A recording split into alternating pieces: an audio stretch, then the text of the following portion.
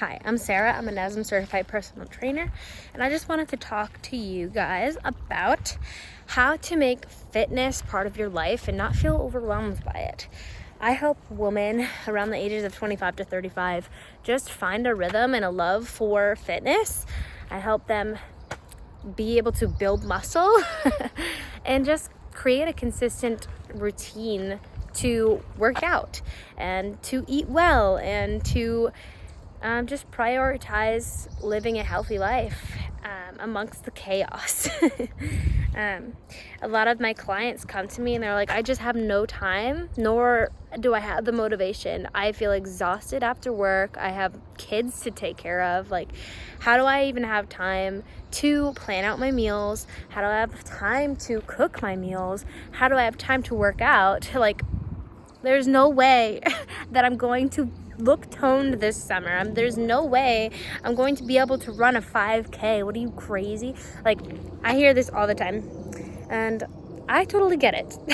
I'm a mom, a new mom for that fact. I am trying to figure this mom life out amongst owning my own business, amongst having my own German Shepherd, 2-year-old German Shepherd, who has a lot of energy, having a house to take care of, having a husband, and I cook for him a lot, and also my own fitness goals and just like the things that I want to do, spending time with family, spending time with friends. Like, how do you maintain it all and not feel overwhelmed? And how do I even get to those goals?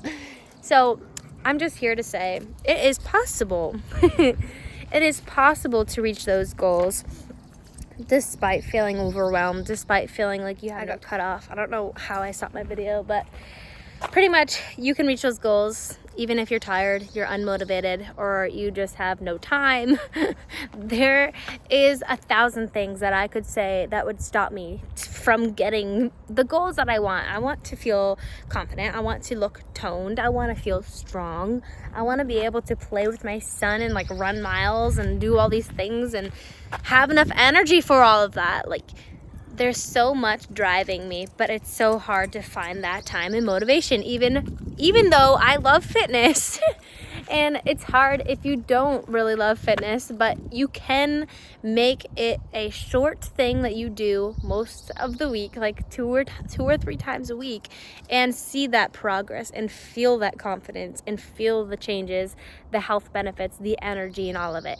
You don't have to make it like a 2-hour workout where you're lifting heavy, crazy, insane weights. Like, there's things that you can do to make it work for you. And that's why I love personal training, because I can make it work for all the people in their specific lives.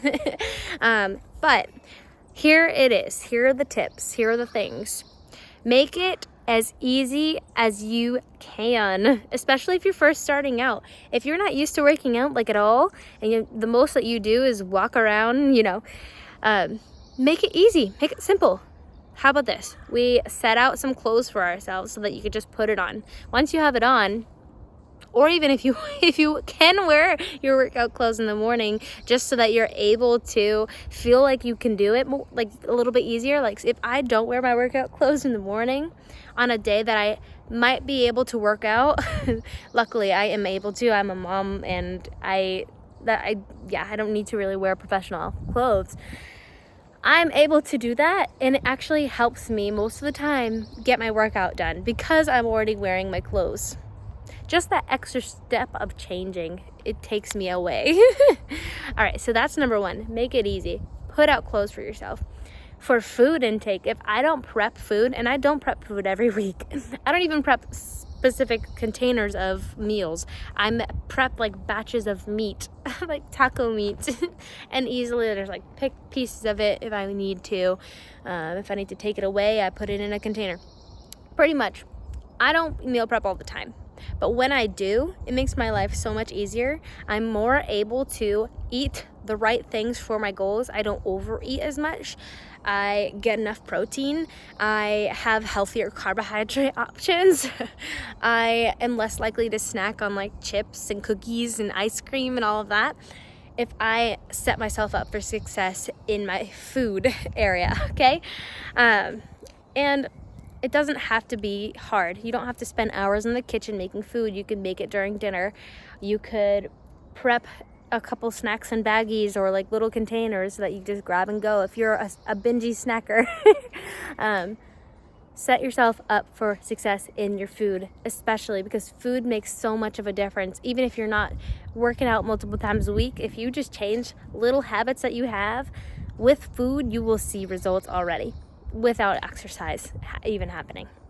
And if, say, like you're drinking soda every day, you can make small changes, like you have soda 5 times a week, and the other 2 days you're having a seltzer, or maybe you're switching it out for like a cranberry juice and water, or whatever you do. Mix it up, change it up, find maybe a little bit of a healthier option and mix it into your schedule. There's ways to make small changes that lead up to big changes. If I'm making sense. I'm not the best speaker, so good luck deciphering. So yes, make it easy for yourself with food, with your clothing. Maybe it's that you're gonna stop at the gym and maybe you can't get a good weightlifting session in, but you're on the treadmill and you're doing something, or you're stretching, you're doing something. Make it easy. It doesn't have to be perfect. That actually could be point 2. Don't put pressure. This is point 2. Don't put so much pressure on being perfect. It doesn't have to look like an athlete to see these results. You don't have to look like an athlete to see these results. You don't have to spend 3 hours in the gym to see these results. To build muscle, to lose fat, to just feel the benefits of exercise. You don't have to spend so long doing it, all these exercises. You don't have to do 100 different exercises. You don't have to spend an hour on the stair stepper or the treadmill or whatever it is. Alice. Make it easy. Don't overcomplicate it, and don't worry about being perfect. Those are such big takeaways that I wish I knew and believed when I started my own fitness journey. Okay, number 3, find accountability. This one's big. You don't have to have a coach. You don't have to be on the football team. You don't have to be in a professional sport or a collegiate sport. You don't have to do all of that. You don't have to hire anybody. If you find a accountability partner or a workout buddy, if they don't work out, that's fine. Just telling somebody about it.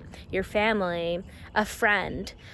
Join like a community group or something like that where you play volleyball. Like I have one at my church. I don't like volleyball personally. It hurts me and I just don't think it's that fun. but there's groups out there at churches, in schools, in your community most of the time. They have options for healthy fitness groups.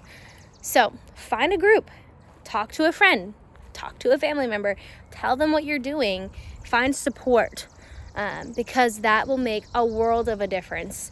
If you don't have support around you, it's going to be that much harder to find the motivation and be encouraged when you're not feeling it.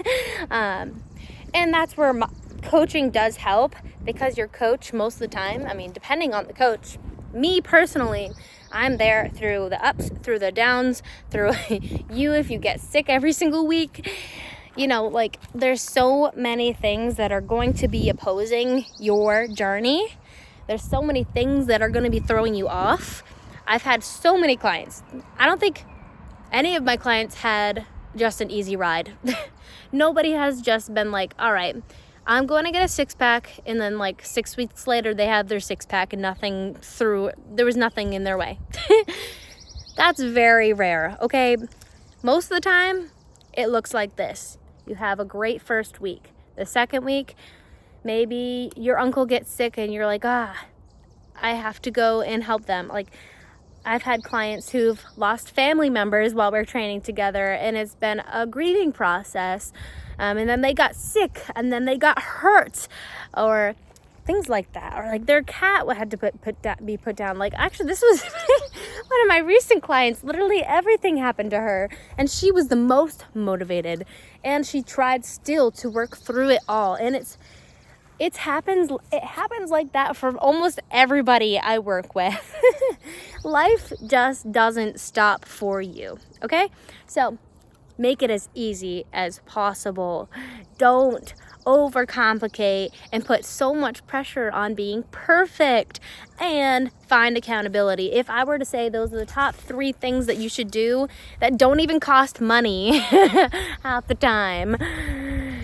You don't need a gym. You don't need fancy clothes.